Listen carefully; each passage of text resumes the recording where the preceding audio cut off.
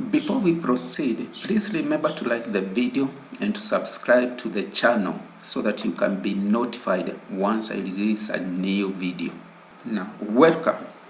Now that we have set up our VS Code and we have done everything that we need to do, now it is our time to create our first program in Python program.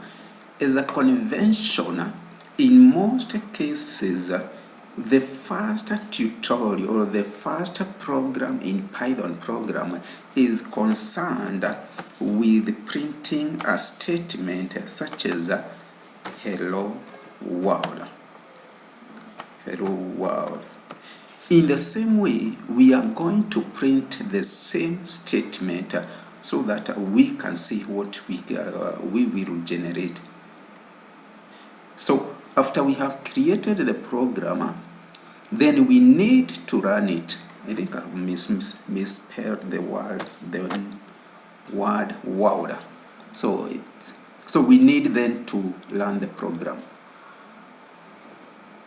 So our program has run successfully and it has printed the statement hello world.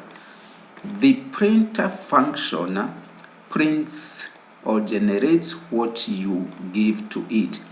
One thing to note about the print function is that the statement that you want it to generate should be in quotes.